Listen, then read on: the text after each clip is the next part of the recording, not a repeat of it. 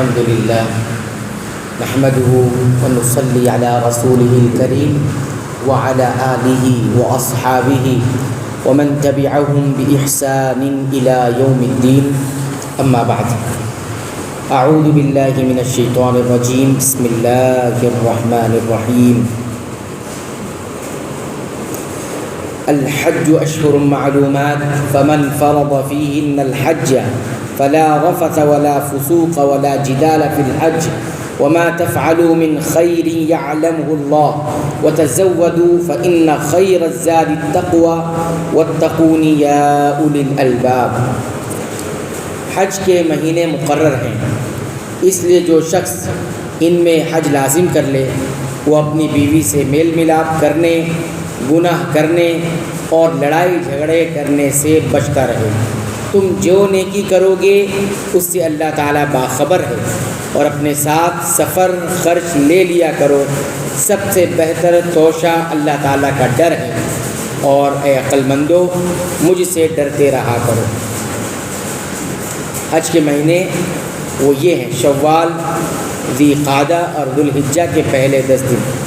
مطلب یہ ہے کہ عمرہ تو سال میں ہر وقت جائز ہے، لیکن حج صرف مخصوص دنوں میں ہی ہوتا ہے، اس لیے اس کا احرام حج کے مہینوں کے علاوہ باندھنا جائز نہیں۔ صحیح بخاری اور صحیح مسلم میں حدیث ہے، جس نے حج کیا اور شہوانی باتوں اور فسق و فجور یعنی گناہوں سے بچا، وہ گناہوں سے اس طرح پاک ہو جاتا ہے جیسے اس دن پاک تھا جب اسے اس کی ماں نے جنم دیا تھا۔ تقویٰ سے مراد یہاں سوال سے بچنا ہے۔ بعض لوگ بغیر زادِ راہ یعنی سامان لیے حج کے لیے گھر سے نکل پڑتے ہیں، کہتے ہیں کہ ہمارا اللہ پر توکل ہے۔ اللہ نے توکل کے اس مفہوم کو غلط قرار دیا اور یہ کہا کہ سفر کے لیے زادِ راہ یعنی سفر کا سامان خرچ لے لیا کرو۔ لیس علیکم جناح ان تبتغوا فضلا من ربکم فاذا افضتم من عرفات فاذکروا اللہ عند المشعر الحرام واذکروه كما هداکم وان کنتم من قبله لمن الضالین۔ تم پر اپنے رب کا فضل تلاش کرنے میں کوئی گناہ نہیں۔ جب تم عرفات سے لوٹو تو مسجد حرام کے پاس ذکر الہی کرو اور اس کا ذکر کرو جیسا کہ اس نے تمہیں ہدایت دی ہے، تم اس سے پہلے بھولے ہوئے تھے۔ اللہ کا فضل تلاش کرو سے مراد یہ ہے کہ تجارت اور کاروبار ہے، یعنی سفر حج میں تجارت کرنے میں کوئی حرج نہیں۔ ذوالحجہ کو زوال آفتاب سے غروب شمس تک یعنی سورج کے ڈوبنے تک میدان عرفات میں وقوف حج کا سب سے اہم رکن ہے۔ میدان حج میں وقوف کرنا یہ حج کا سب سے اہم رکن ہے، جس کے بارے میں حدیث میں کہا گیا الحج عرفۃ، عرفات میں وقوف ہی حج ہے۔ یہاں مغرب کی نماز نہیں پڑھنی ہے، بلکہ مزدلفہ پہنچ کر مغرب کی 3 رکعت اور عشاء کی 2 رکعت قصر جمع کر کے 1 اذان اور 2 اقامت کے ساتھ پڑھی جائے گی۔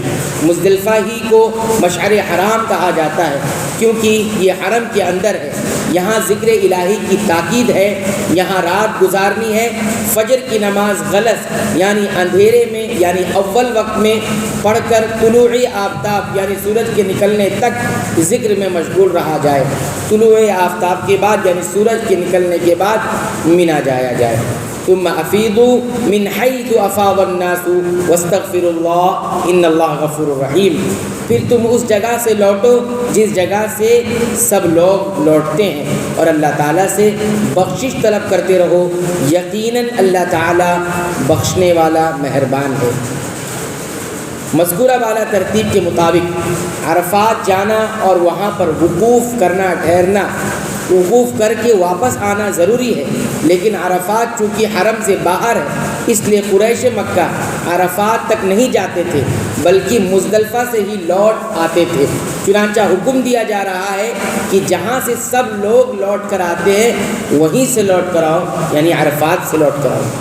فَإِذَا قَضَيْتُم مَّنَاسِكَكُمْ فَاذْكُرُوا اللَّهَ كَذِكْرِكُمْ آبَاءَكُمْ أَوْ أَشَدَّ ذِكْرًا فَمِنَ النَّاسِ مَن يَقُولُ رَبَّنَا آتِنَا فِي الدُّنْيَا وَمَا لَهُ فِي الْآخِرَةِ مِنْ خَلَاقٍ۔ پھر جب تم ارکان حج ادا کر چکو تو اللہ تعالیٰ کا ذکر کرو جس طرح تم اپنے آباء و اجداد کا ذکر کیا کرتے تھے، بلکہ اس سے بھی زیادہ بعض لوگ وہ بھی ہیں جو کہتے ہیں کہ اے ہمارے رب ہمیں دنیا میں دے، ایسے لوگوں کا آخرت میں بھی کوئی حصہ نہیں۔ عرب کے لوگ فراغت کے بعد مینا میں میلہ لگاتے اور اپنے آباء و اجداد کے کارناموں کا ذکر کرتے۔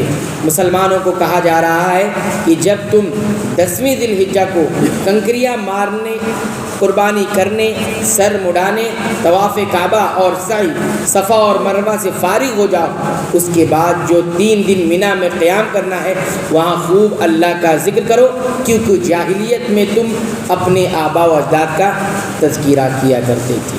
اللہ تعالیٰ سے دعا ہے رب العالمین تو ہمیں قرآن حکیم کی پابندی سے تلاوت کی توفیق عطا فرما، اس کو سمجھ کر پڑھنے کی توفیق عطا فرما، اس کے مطابق عمل کی توفیق عطا فرما۔